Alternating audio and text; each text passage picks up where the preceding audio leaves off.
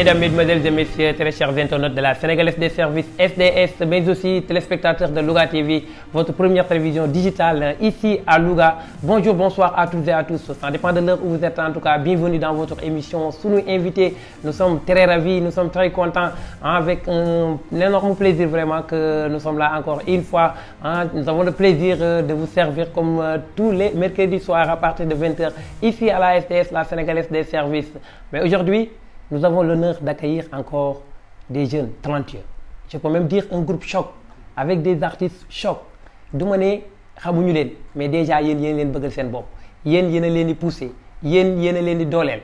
dama ne tungali teew ñu nataal. Nous sommes avec la génération saf ku wax génération saf sa xel dem ci taasu ku wax génération saf sa xel dem ci wayu neex macha allah mën naa ne tey kon ñi ngi ak waa génération saf Cheikh Fall Thiat à ma gauche mais aussi Papa Serigne nekk nii à ma droite. Cheikh Fall maa ngi lay nuyu ñu bàyyi la nga nuyoog internet yi. salaamaaleykum waa Louga salaamaaleykum àdduna bi salaamaaleykum mbokki internet yi maa ngi leen di nuyu di leen gërëm ci invitation bi di nuyu mbokk internet yëpp rawatina seen télévision bu bees bi nga xam ne moo nekk Louga muy Louga TV nga xam ne suñu sag la mooy wax ni maa ngi nuyu waa Louga gépp di nuyu àdduna bépp di nuyu suñu fans yi ñi nga xamante ne si dañuy béggee waa génération saf di leen wax ni en tout cas tey dina yëngu dina neex incha allah. Quel plaisir de vous retrouver et quel plaisir de vous accompagner encore une fois mën naa ne la sànq wax naa ko ay woy yu neex taas yu neex dégg ngeen Cheikh Fall nuyu na leen ci nuyoo bu am solo mais dañuy faral def bu ñu dalalee ay ndaanaan dalal ay artistes dafa am ci beneen façon bu ñu génn Cheikh Fall foofu la génn papa yaa ngoog internet yaa ngoog. lebaro wona la Alianta Diop daa kumba daa mbaay sangala bëggul jaam baba njéeme mi si ñamal mama yaasin demba daam sama waaji ndama ngi si waaye gàcca ngi si baba njéeme kii bëgg naa lay gis bëgg yàlla koy def si jaam baba bañ si jikko lay doon jikko si clair si boo ko déggalee man baba yaa ma yar tete ma si lii baba njéeme fu ma toll man di laay man loolu laa leen di nuyoo ndax moom moo ma yar moom su may nuyoo rek damay nuyoo si moom kon macha allah. nee naa ko nous sommes très ravis de vous servir le meilleur de la télévision ñu dégg ki nga xamante ne fii ne moom mooy Papa Serigne nee naa la ci kanam lay dàq ndaxte bari na loo xamante ne ay challenge la gars ñi ñu ngi koy jël di ko reprendre ba léegi nii gisaguñ réellement ki nga xam ne moo amal loolu noonu ba ku ci nekk téye ko di ko def ci kanam dana gën a leer mais Cheikh tey ñu bëggoon ñëw dugg ci waxtaan tuuti ak ci génération saf bu ñu nee génération saf nag wax naa ko ci biir wax da nga def Cheikh Fall Thiat mais aussi da nga ne Papa Serigne mais Cheikh Fall ñu bëggoon a ñëw tuuti ci début yi génération saf fan la commencé d'abord. waaw ñu ngi sant yàlla xam nga ñun dañoo juddoo ci këru ngéwal xam nga man sëñ Modou Moussa Fall taawu maam Cheikh Ibrahima Fall moo uuf sama maam tudde ko boppam rëdd suñu kër ca sanc ba jox ko mbootu sam papa juddoo ci këru ngéwal gu mag muy kër googu yàlla def sam papa ñim bokkal ndey ak baay moom rek moo ci nekk tambour major mais nag am na ay musiciens parce que booy giri bi nekkoon si pérétoile mook sam papa ñoo bokk ndey ak baay Babacar Dieng bi def musique partout dans le monde ci diaspora beeg fu nekk ki may àndal di voyager dama ko dikk tey àdduna bépp xam nañ ko mook sam papa ñoo bokk ndey ak baay mais ñoom seen taaw yàlla dafa def ni moom intellectuel la woon jàngkat la woon doon liggéey fii ci Eaux et Forêts mais suñu këru géwël la parce que tey boo déggee magi géwël yëpp Alaaji Mbool Seck Maguette Dieng Assane Mbaye Matar Fanta mi nga xam ne moom Papa Serigne ñoo bokk ndey ak baay bi daan tëgg tama nit ñi xam nañ ko Demba Dieye Ndiaye suma maam benn kër la woon bi ñu ko rëddalee sama maam dañ ko def benn kër mu nekk kër gu yaatu moo tax suñu kër lu fa judd ci wàllu sabar rek wala wàllu ngéwal day du am barke. début bi nag boo gis day metti woon na nag suma carrière ndax xam nga tey man bi may màgg dafa fekk sama papa tukki ma dëkk ci kër goo xam dëkk ak ay géwal mais boobu xamuñu kan mooy Cheikh Fall parce que yàlla dafa xam ni aar bi nekk ci lu relève la ku nekk da ngay jël sa wàll dem tey sama papa dafa jàll Maajoor Laay Baddo ñëw jàll Alsaan ñëw jàll Pamax Ndaam moo jaar sama mag yi ñëw jàll bi ñu jàllee ma ñëw jël relève mais avant loolu ñoom Pamax boobu ñu ngi Sénégal ak Ndaama te comme ñun ñoo bokkoon li ñuy def mënuma woon a feeñ ci jamono boobu parce que bugguma woon tey ñuy tudd samay mag di ma tudd biñ demee ba aar bi ne fii di dox ma bàyyi fi lépp dem Dakar nag presque maa ngi fi jógee ay 95 waaw bi may am ay 13 ans 14 ans laa dem Dakar parce que dund fa 10 ans bi gars yi tukkee nag ci laa ñu bisiwaat Louga ñu dekkal génération saf. kon génération saf lu ñu dekkal la nekkoon na fi bien. génération saf yi sama mag yi ñoo ko yoroon. waaw mais man bi ma ñëwee dama ne non tur bi jarul changé nan bàyyi génération saf parce que tey ñun danoo ñëw rek dolli mais fekkoon nañ lépp pare. waaw danoo ñëw rek dolli. mais carrière bi nag metti woon na parce que xam nga boo nekkee xale nekkoog papa nekkoog ay mag ci milieu bi nga bëgg a nekk muy milieu art say rakk màggagul xam nga affaire yi il faut mu metti mais nag buy metti da ngay téye après yàlla ñoom waaw bi ma nekkee Dakar 10 ans nag tey jéwali koo laaj ni ko Cheikh Fall Thiat mun la xam naa ko waaw mais bi may nekk Dakar nag Cheikh Tama lan xamoon waaw mais Louga moom waaw boobu maa ngi tëgg Tama mboq waaw mais Louga waaw boobu mboq la ak sabar mais Dakar xam nga Tama moo fa gën a dox waaw bi ma ñibbisee fii nag dekkal génération saf gi bi ma ñëwee fekk suma rakk yi ñoom papa ak Badou Salif ñoo ñu nekk ay xale dama daan jël sabar takkal leen ko ci 16 jël benn brique tegal leen ko pour ñu jot sabar yi xam nga carrière bi metti woon lool parce que boobu ay xale lan xamuñu lu bari ci àdduna ma koy jaayante di ko jaayante ba ñu màgg ñii tukki xam nga tey ku ci nekk yàlla yóbbu la teg la fenn yàlla def ma des fekk sama rakk ji góor a fam bay déggeen jaatee sama doom sama rakk mais aussi sama xarit tamit waaw tey nga xam ne tey Louga tey boo tukkee boo ñëwaatee rek ku fi mës a tukki 1 mois boo ko defee ci àll bi soo ñëwee da ngay fay dootuñu la dégg mais bi yàlla defee may génn bàyyi koog moom bi ma ñëwee dama fekk mu yokk ko ba mu kawee sama njort fi mu nekkoon xam nga yàlla def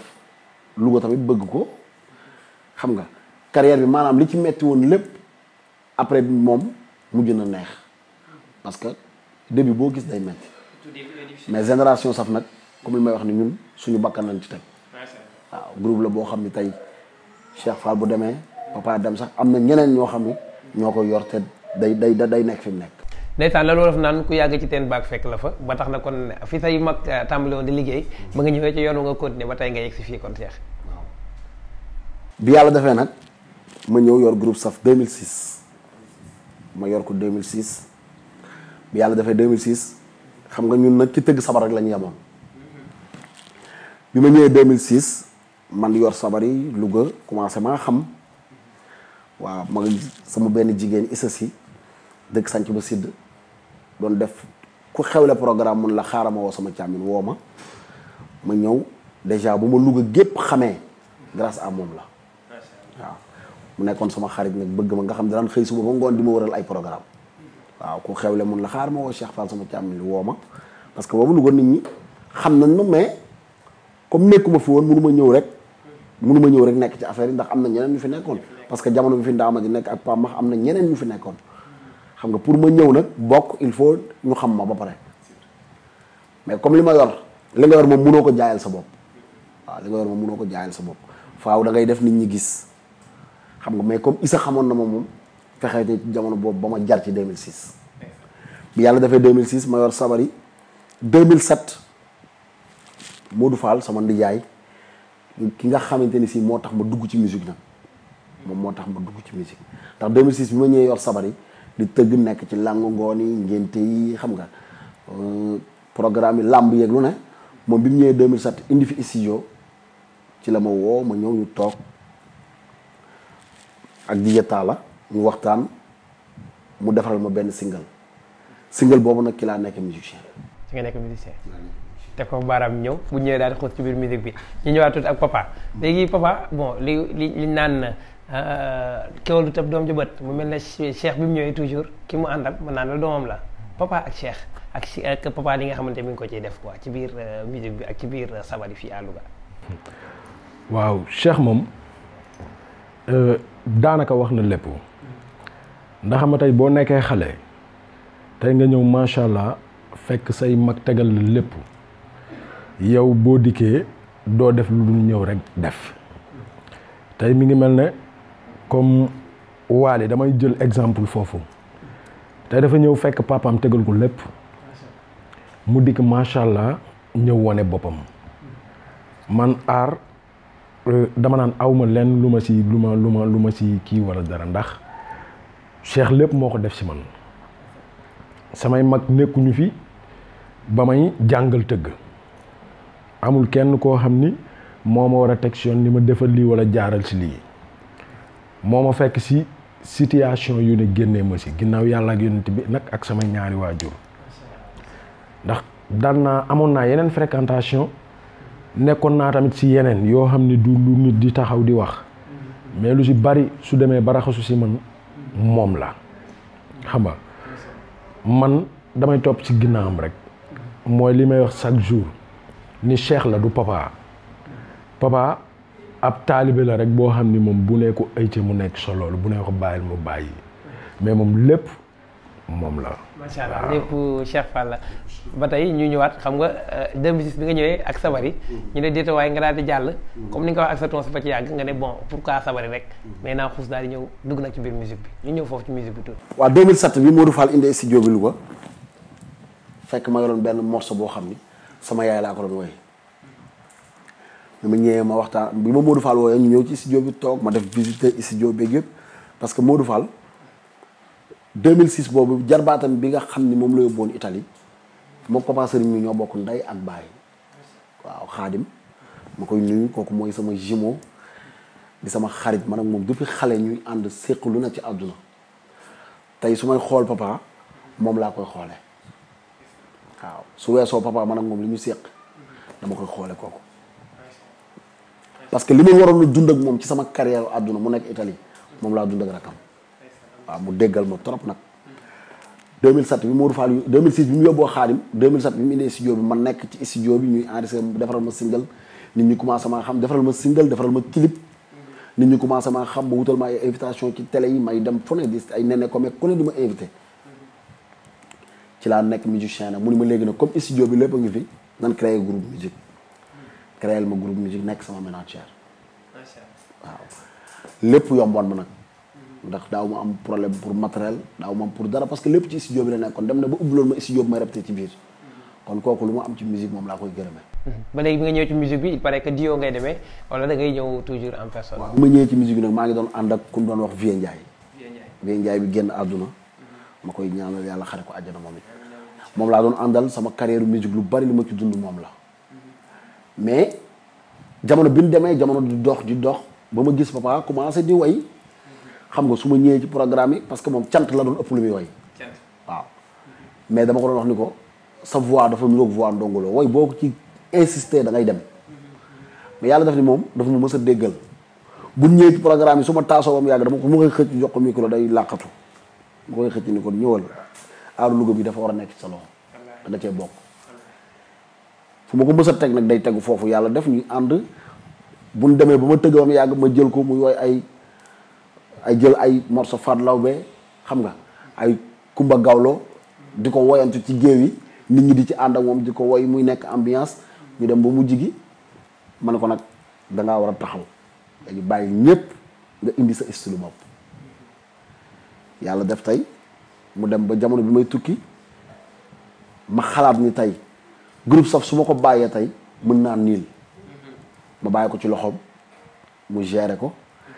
4 mois yi ma defe naa ne wàllu waree ciwuñu ko. voilà donc papa ba tey ñu ñëwaat ginnaaw bi nga xam ne Cheikh dem na tukki bàyyi la ak génération Saf papa mujj gi nan la fexee ba maintenir téye gab bi ba nga xam ne Cheikh bi mu ñëwee da ko fekk ci mouvance mu àndaat ak yéen. waaw mooy li may wax rek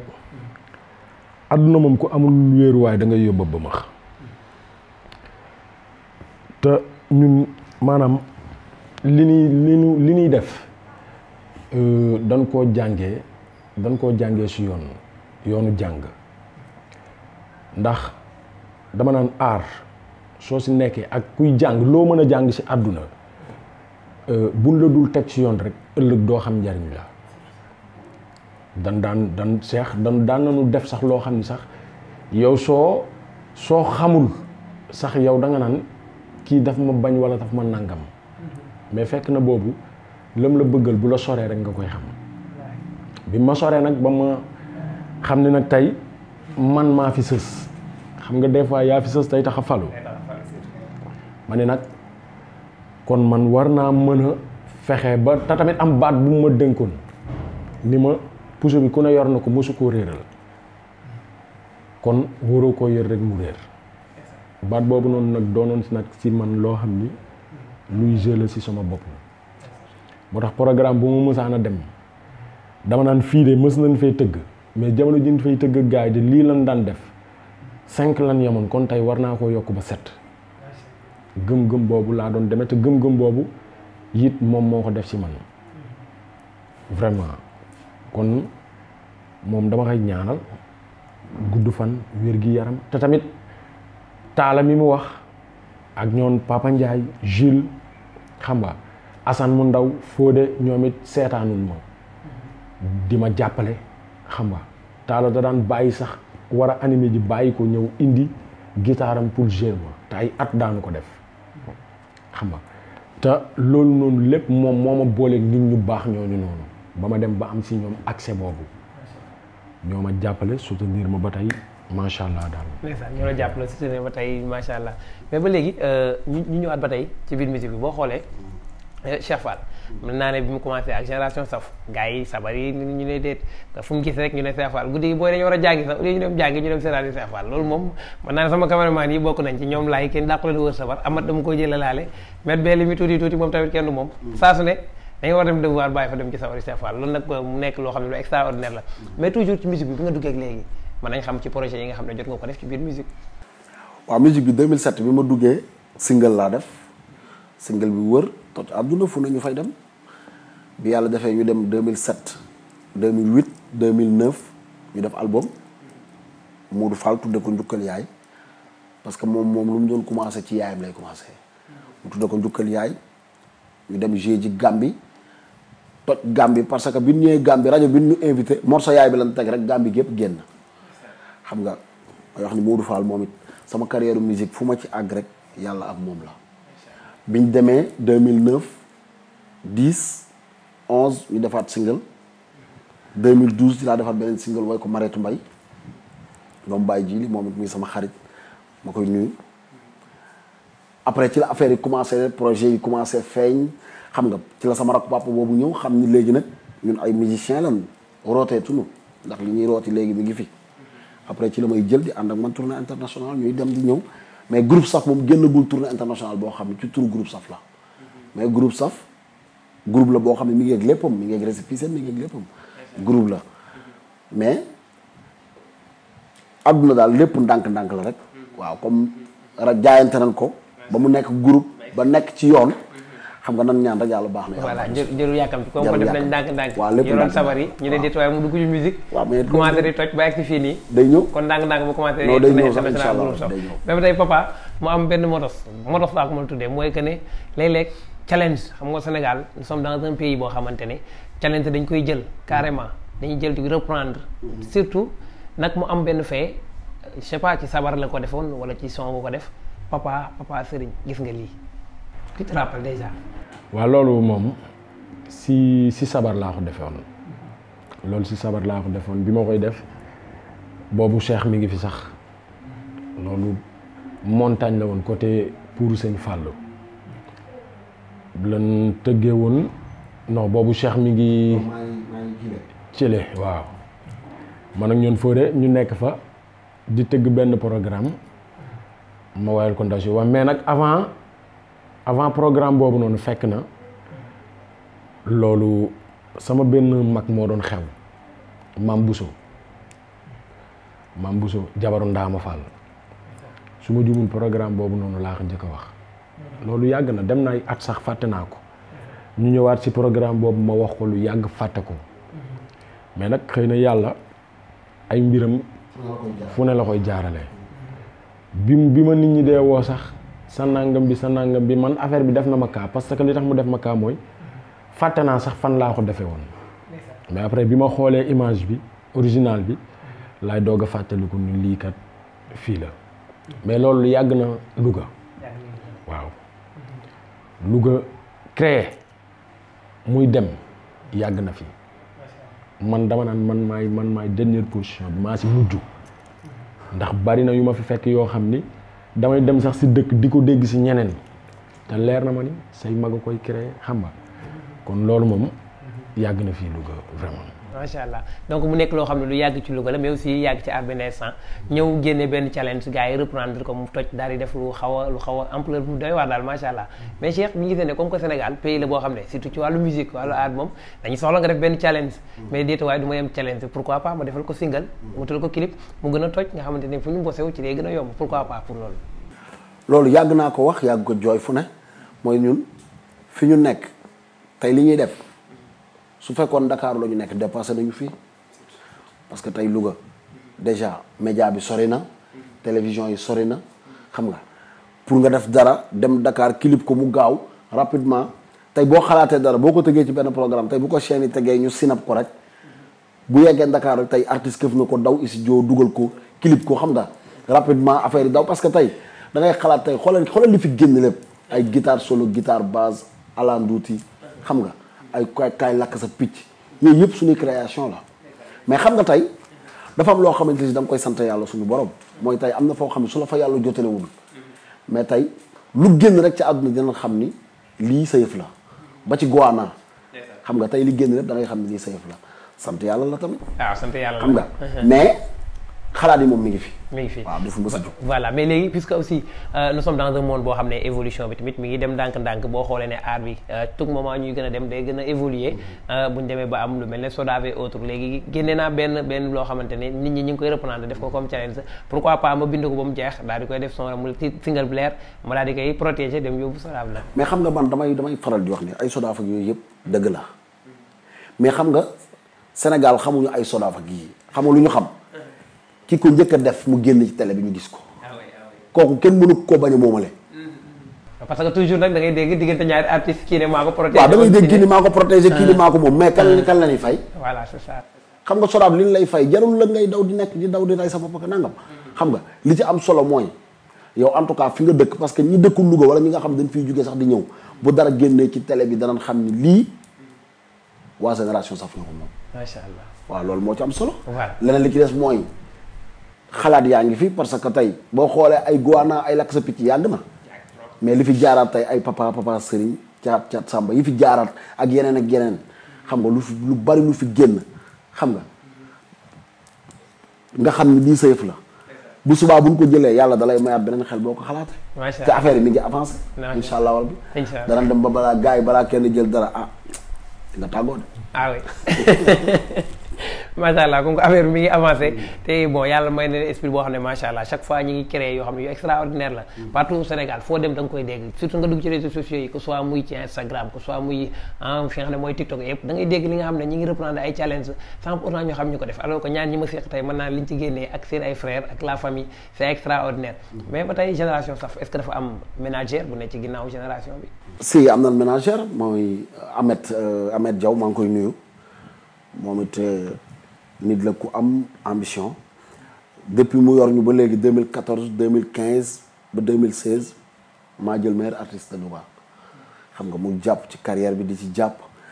ba tey groupe Saf bi papa nekkee di way muy jàpp ci sunu carrière musique jàpp ci lépp ba ren 31 décembre bi passé papa moo nekk meilleur artiste de Louga. macha allah xam nga ñu ciy sant yàlla tamit xam nga parce que liggéey moom. yokk rek lañ ciy ñaan waaw en tout cas maa ngi koy nuyu au passage Ahmed Diaw. macha allah wax naa ko sànq nee naa aujourd'hui nous sommes avec des jeunes très magnifiques très talentueux d'ailleurs parce que déjà Cheikh wax na ko ci biir ay waxam sànq boo xoolee ne depuis lors jël meilleur artiste à Louga lu jafe la ndaxte boo wax ko wax dëkk Louga boo xam ne dëkku aar la ñu fi nekkee ay artistes macha allah mais teewul ñu daal di jël relève rek tee ko ci kaw mais yemu ca mu ñëw nekkaat ak doomam doom ci ñëw fël daal di jëlaat kooku di papa xam naa du ñàkk sax da nga ñëw may ñu benn diwo bu ndaw parce que man damay jaaxal tout le temps ñu papa di yëkkatee mu jox la benn ndongolo mu yëkkatiwaat mu jox la voix bu extraordinaire Cheikh Fall yoral ko affaire bi di ko daajal ci suuf loolu damay yéem trop est-ce que da nga ñu ci may benn ñu xool d'abord comme que internet yi ñu ngi ñuy seetaan waaw papa yuuxul na der maman waaye maman Samba ngi noonu moom it ndeysaan moom fu ma daan gëstoo gis ko sama wet kooku mooy Amar Demba Naar suñu jigéen danoo yàgg lool awu muy awu lu neex nag kooku Amar Sambay baayam waaw muy suñu jigéen bu yàgg lool dalay awu booleeg di la may booleeg su paree la nga ko war a jox mu may la ko wala mu séddale ko ñi ngay àndal te loolu jafe na kon moom dafa bëgg xale la waaye am na jom waaw kon yow dañ lay ñaanal yàlla yokk xéwal yi mais même moom sax day bokk si ambiance bi am déet sax waaw maman der lay def alhamdulilah si géwal yi nu doone waaw waaw wuy ndaat maa ngi nii yóbbante naa ci biir ngéewal nan waxtaan lan moo fa xew ci biir ngéwal Demba Jëy sunu maam fi ci lugaloo ñooy géewal piir kaay ne ko alhamdulilah si géwal yi nu doone waaw waaw wuy ndaat maa ngi nii yóbbante naa ci biir ngéewal nan waxtaan lan moo fa xew ñëwal ci ngéwal maa jar dem sunu baay fi ci lugaloo yaa géewal piir sama gaay tunoo juum xam nga deenoo juum am tunoo jaawale dëgg la géewal du jaami yaay xam nañu loolu géewal du seytaane xam nañu loolu histoire lay raconter ndeysaan les médecins considération waaw ndeysaan loolu nag morceau ngéwal la ndeysaan dégg nga la j'ai des frissons déjà c'est extraordinaire nee naa la ndeysaan tey nag ñu ngi biir ngéwal dëgg tey nag dañoo dugg biir ngéwal topp daal di ferankulaay ndaxte nee naa la ñaan ñu ma seeq ndeysaan ku leen gis rek sa xel dafay dem ci lu bari mais sa xol day tooy te da ngay kontaan tellement que li ñu def ci art bi macha allah rawatina fii ci douane Louga te ñu ne xam naa nag incha allah noonu la ñu koy defee sax niveau national voire même international mais ñu ñëw tey ba tey ci projet yi nga xam ne génération saf ñu ngi ko teg ci kanam. waaw projet yi nag xam nga ñun ñu ngi nekkoon ci préparation ay concerts yi nga xam ne dañu ko doon def fii chaque année ñu koy wàcc faf nag mbas bi wàcc suñu kaw waaw xam nga wàcc suñu kaw xaw ñoo laal tuuti laal monde bi yëpp mais laal géwél yi nag waaw mbas bi moom laal na géwél yi mais nag alhamdulilah dañuy ñaan yàlla mu jële ko fi ci jàmm mu jeex ba ku ne delluwaat nekk ci say activité projet yi am nag mooy groupe saf moom chaque jour mi ngi ci ñun moom duñu bàyyi chaque jour ñu ngi ci projet yi ñu ngi ci kii yaakaar naa du yàgg dara incha allah dinañ taxawal benn album man ak papa ak génération saf xam nga ñu ngi ko doon wàcc foofu mbas mi wàcc mais ñi ngi ci kanam xam nga li ci kanam moom rawli bët comme ñi ngi liggéey moom chaque jour ñi ngi ci yàlla bari na sutura nan ñaan mbas mi jóge fi ba pare macha allah incha allah xam naa ne l'émission tire à sa fin mën naa leen ndeysaan li ñu bëgg sax tout le temps di toog waxtaan ak gars yi lu yàgg mais xam nga liñ naan temps yombul te aussi day baax rek léeg-léeg nga xëcc nag ñi nga xam ne ñi ngi bay seen waar ci li nga xamante ne mooy musique bi nga toog ak ñoom waxtaan ak ñoom dégtal leen internet yi sénégalais des services ici le service à juste valeur mais aussi nga dégtal ko ñoo ñi nga xam ne ñoom ñooy waa Louga TV mais naa la mooy première télévision digitale ici à Louga ñu leen di kontaane bu baax di ci ziarwaat bu baax encore une fois suñu tonton suñu maam Mbacké ñu koy ziar ak équipe ba fa nekk yëpp ñu ngi leen di kontaane bu baax a baax mais ba tey Cheikh nee naa la xam naa li ñuy dese ci temps bariwul dañoo bëggoon sax di gën a xuus affaire yi gën a yaatu mais nag noonu lay demee mais aussi bul fàtte ne puisque yaa ngi ici ci Sénégal des services SDS nekk tey ci sunu invité bokk na ci li ñuy jooy lu ci bari dana jeex ndaxte lépp luy wàllum clip ak production yi demee noonu moom incha allah boo ñëwee ci sama gars yooyu noonu borom le service à sa juste valeur dañ koy gérer ba mu mat sëkk incha allah voilà mi ngoog mais ba tey lu mu gën a jege rek gën a neex waaw mi ngoog lu mu gën a jege gën a neex parce que gars yi dootuñu fëkk di yóbbu. ak SDS rek waaw non dootuñu fëkk di yóbbu. très bien bu gars yi defaree dara rek balaa daraa kii. ñu daal di koy defar waaw mu daal dem incha allah affaire bi daal di toj. affaire bi toj. kon mi ngoog mais toujours en Cheikh comme ku wax groupe ku ku wax aussi ku ne ci art mais j'espère que ne génération saf dana ciy tuuti ci social puisque aussi nag mënul ñàkk ndax parce que am na nit yoo xam ne boo xasee nekk déjà boo yëngoo ci social du ñàkk ne danañ am ñu la appuyer pour nga mën a doxal est-ce que génération saf pare na waaw génération saf moom xam nga ñun ci social la ñu dëkk parce que tey da ngay am ñuy nekk ak yow ñoo xamante ne si tey seen loxo du jot seen ginnaaw xam nga tey jii ni lu mbas mi laa la ñii sax man ñooñu laay jooy parce que tey ñun groupe bi ñu yor am na ci ñoo xamante ni si tey dun sax ay géwël xam nga mais tey li ñuy ñëw ci yow di ko am di ci dimbali seeni waajur tey jii su mbas mi taxawee nga bëgg a gérer sa bopp bëgg a gérer ñooñu day xaw a metti mais nag yàlla bari na sutura xam nga def nañ fi ay concert ak Modou Fall yoo xamante ni si tey dem nañ hôpital am ñu ci jàpp affaire yooyu xam nga mooy groupe saf day dox ci ay social fu mu toll xam nga groupe saf dafa am yoo xam day judd ci biir parce que Solidos Africa boo xamante ni si tey Père Babacar moo ko yor tey moom it ñi ngi ànd ci groupe biir groupe saf la juddoo tey jii ñun ñii ñëpp ñu nekk ci social bi ñu def mooy tey dañuy dem ci daara yi xam nga am ay daara yoo xam ne tey ñoo leen yor du ñun ñoo koy def nag suñu moyen bopp mais tey Père Babacar mi nga xamante ni si tey am na yenn connaissance yi tey moom moo ciy jàpp pour ñu mën di def loolu xam nga di dem ci daara yi dem ci defe naa yaakaar naa yeneen prochain yi ñëw ñu ngi dem ci prison bi xam nga ak yi war a dem ci hôpital beeg yooyu ñu ngi ciy sant yàlla bu baax a baax parce que ñun nag ci social la. macha allah ku judd ci social nekk ci groupe nee naa la jóg juddoo kër ngéwal nekkaat ci li nga xamante ne mooy musique tarkal la nga yënguwaat ci social kon def nga li nga xam ne moom nga war a def toujours ni ma koy waxee l'émission tire à sa fin nga xam naa ne bala ñuy daaneel dana am benn kàddu goo xam ne danga ko wax internet yi ñàkkul ne tamit bu ñu fàttali ne toujours bu ñu toogee ak suñuy xarit moom du ñàkk na am na ñu ñuy béggee ñoo xam ne dañ leen ziar dañ leen kontaane dañ lay bàyyi nga ziar leen bu la neexee waa di ziar ñëpp mbokk àdduna bi yëpp ak mbokk internet yi di leen wax ni ñun li ñu doon jooy mooy amuñu woon possibilité pour lii tey am nañu ko suñu fans yi nga xam ne tey bu ñu déggee lu ñu créé ñu dégg ko feneen duñu am lu leen neex dañ leen wax ni léegi lépp dina leen yomb incha allah rabbi di nuyu sam papa Alaaji Maajoor ndax tey lii lépp moom la di nuyu sama yaay Magan Mbàkke Mbay sama soxna Coro ak Louga àdduna bi yëpp maa ngi leen ñuy béggee diaspora bi sama xarit yi ak suñu mbokk yi nga xam ne ñuy béggee ñu béggee nag sama rak sama doom sama xarit papa di ko wax ne maa ngi koy ñaanal carrière musique bi dama koy wax chaque jour ni ko yàlla na nga dem ba toll na Youssou Ndour te yàlla mën na ko ndax xam nga nit su fekkente ni nangu na ku ko jiite parce que njiit dafa metti dafa am loo xam ne dama koy faral di wax chaque jour dama koy fàttaliku di ma ko bàyyee fii di war a ñëw di war a ñibbisi bi may ñëw Sénégal sama xarit yi ma dëkkaloon dañ ne ma mais Cheikh est-ce que boo demee ak papa ni mu yore affaire yi nii ak succès ni mu neexee est-ce que boo demee tey dina yomb pour mu delloo la ko mais man dama xam ki nga xam ni moom laa nekkal man ci li may tontu moom si dikkee loolu lay appliqué te du ma yëgante ak moom comprendre nga man ni leen succès neex na trop mais dafa am koo xamante ni si xam nga tey ki ngay dénk am na koo xam ne boo ko dénkee mën ngaa tiit mais am na koo xam ne boo ko joxee waroo tiit tey yow sama alal su ma ko joxee borom waruma tiit non waaw keroog bi ma yegsee ndeysaan jóge Europe wàcc premier programme bi ma ko fekk muy tëgg bi ma ñëwee ñu tëgg programme ba mu neex ñu ñibbisi bi ñu dikkee dafa ne avant muy séddale xaalis bi dafa dajale gaa yëpp groupe bi ñu toog mu ni man nag ab taalibe laa rek ñu jiitaloon ma ki ma jiitaloon dellusiwaat na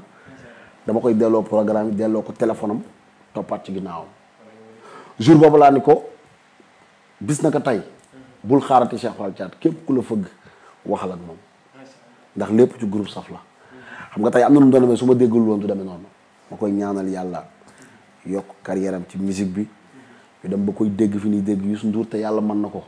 parce que am na talent bi mën na li muy def te àdduna bëgg na ko du ma ni Louga àdduna bëgg na ko. macha allah ndeysaan am na solo àddina bëgg na ko ñu fàttali toujours yéen a ngi ci suñu invité avec l'homme de la paix et de l'abondance fii ci la SDS la sénégalaise des services mais papa comme que émission bi mën naa ne tire à sa fin te dégg nañ sa waay Cheikh jeexle lu am solo diggante ak yow ginnaaw aussi bi mu demee ak bi mu ñëwaatee ak ni nga xamante ne si ne moom nga doxalee donc ak xale yi nga xam ne jiite wala nga leen jeet bi mu demee nga sànni ci benn cadre rek santaale ñi nga xamante ne aussi ñu ngi lay suivre ci la sénégalaise des services. waaw loolu moom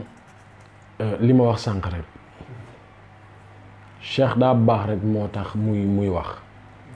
mais gërëm ku la jariñul dara man loolu xaw ma ko kii ginnaaw li may wax sama yaay sama papa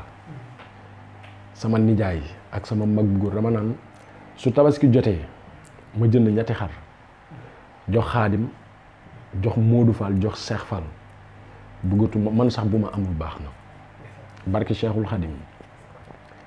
parce que ñoom lépp ñoo ko def si man Modou moo ma may jabar ji gën si man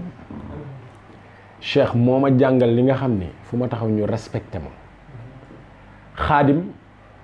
lu ma sol kaw bu suuf mooma teg si nag jënd oto 8 millions yëkkati may ma kon kooku deseelutuma dara mais nag di sant suñu fans yëpp ndax yéen nu nu mel yéen la di leen ñaanal ngeen yi fekke di tal ba ñu leen di yàgg a bégal waaye nag waa SDS ñooñu am nañ ci solo ndax Louga lu mel nii bi mu fi waree am dafa yàgg kon dama leen di ñamal lu tuuti rek ñu def ko suñ publicité loolu la big bu la bind SDS baax na ci Louga loo yéen ñi gën ci ñun feeñal li fi baax tey jii ma di leen way ay xale lan am nañu jom de. soo bëggee lu baax fii ci Louga loo ndeysaan ñëwal ci ñoom nan ka defee ni mu waree baax dégg lool tey ma di leen waay man xale ngeen waaye am ngeen jom moo tax man fa ma di leen waay baarab moom baarab ci ku ci tàccu yeneen ku ci tàccu gaa yi ku ci tàccu ci ku ci tàccu maa sa waay lu bët mais sa waay njëkk da ngay dem de waaw moo xaw yi ba nag da ngay dem danaa papa daa bokk su ma koy déglu tellement bon dafay neex te xam nga dinaan yàgg nañ daje ci ay borom boo xoolee lu mel ne bon fàttali ko tuuti bu yàggul dara Sidi Diop à Louga géré première partie bi ànd ci ñoom papa ak gars yi nga àndaloon yëpp avant ka nga dem ñëw nga plateau vraiment yombal ñu ko ñu waxtaanoon lu yaatu loolu lépp mën naa ne modestie ak lii rek waaw parce que ñun ñëpp ay jeunes lañ dëkk nekk ci Louga tey yéen ci wàll mi ngeen nekk ci ngeen mën a jàppale artistes yi ñu feeñ artistes tamit ci wàllu bi nekk ci leen mën a jàppale yéen pour li ngeen di def parce que li ngeen di def yombul li ngeen di def yombul am na ñoo xam ne tey mën nañoo ubbi site internet mën nañoo ubbi télé mën nañoo kii mais pour yaatal artistes yi ñu mën a ñëw toog pour génneel nekk ci ñoom sax du yomb kon yéen su ngeen demee ba yombalal ko artistes yi yéen yooyu jaaraama waaw ñun moom ñi ngi fi groupe Sof ñi ngi fi pour adduna waaye ñi ngi fi pour Louga parce que suñu amoon château fi leen koy def li ngeen def nii nag yombul de parce que tey mënoon ngeen a dem Dakar wala ngeen dem feneen mais da ngeen ni fi ngeen dëkk ngeen koy installé pour nit ñi mën a génn yéen tamit yaayoo ngeen jaaraam merci encore une fois en tout cas kontaan nañ trop te mën naa ne fi mu nekk nii li mu waxoon sànq li wolof naan lu neex du doy te li du ci nag wi xajul ci cin li te xam naa incha allah yeneen jotaay bi ngi fi bul fàtte ne bon am na yeneen événement yu nekk suñu kanam en tout cas yooyu moom bu ñuy ñëw papa day ñëw nga ñëw mënul ñàkk da ngeen indaale affaire yooyu noonu man loolu affaire yooyu laa ko tudde mooy loolu gars yi naan bongo yooyu non boo lëggee bu ñu ñëw sax day yaatu plateau lañ koy def teg bagage yëpp waaw ñu jàkkaarloo waaw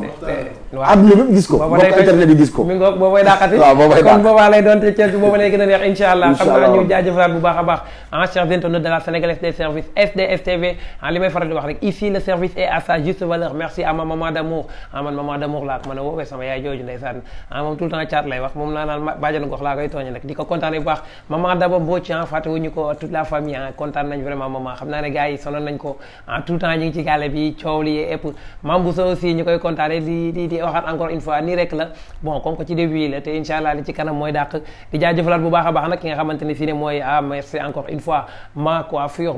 et make up sànq waxoon nga ko sa biir wax mooy maman boo gisee tey vraiment bañ mën a defal lii lépp jàll Amar Demba Naar mi ngoog jël affaire yi cappal ko ci kanam yi ne la naar Amar Samb ak Ndey Samb kooku suñu jigéen la ndeysaan ko koy borom junni bari lii boo xefee sax mu jox ñu ñaari junni am na fi tam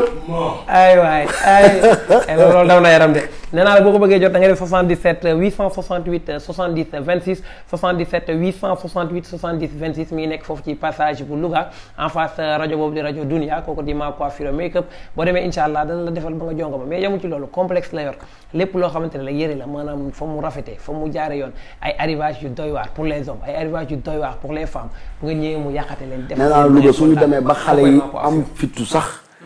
xale yëpp am jom di wuti ubbi boutique di liggéey di jaay yàlla ak moom la ndax moom bi mu nekkee xale dafa am jom lool xam ni yaayam nag liggéey na ko ci kër baayam macha allah mu jóg teel a bëgg fi boppam waaye teel a noppal ndeyam ndeysaan barke Serigne Touba teel a noppal ndeyam nee naa ko xale bu juddoo am jom ndeysaan baay ba la nuru xale bu juddoo am doom yaay jëla nuru kon kookoy maman mais encore merci encore une fois di jaajëfal suñu équipe technique bi Ndongo le petit bon il est exceptionnel gis nga ko moo jàpp ci benn caméra bi Ndongo koy doxul jàmm Ndongo ngoog en même temps ki nga xam ne mooy doyen Ahmed Dia aussi teel ñu beneen kam laay borom délit yu bari yi tout à l'heure moo nekkoon en face de nous actuellement je suis avec Al Amine Gueye en même temps Omar Fall mais aussi Modou Lo gars yi gën ko xam ci pël ñi naan ko prince moom moo teewoon aussi ci wàllu son bi ba taar kàlla mon ami mon frère Iba sama animateur boobu noonu koo koy borom Leral FM ñu koy jaajëfal bu baax a baax élément SDS Babs aussi moo assiste réalisateur yamul ci loolu mais aussi nekk ak ci rédaction bi di ci def lu doy waar ñu koy kontaane moom tamit en tout cas équipe technique bi yëpp bàyyi wuñu kenn kontaan nañ bég nen vous étiez avec l'homme de la paix et de l'abondance jëruma koy wax met da koy bind ci fin bi koo koy bibla coach sama gars yi kontaan na kon mu ma neexee ne leen yaa ngeen jëf rendez-vous bu beneen mercredi lay doon à partir de 20h fii lay amee ci SDS mais en même temps foofu ca Louga TV nekk seen première télévision digitale fii à Louga te incha allah très bientôt national voire même international sama gars yi jaa ngeen jëf kontaan ak mbégte à la prochaine ciao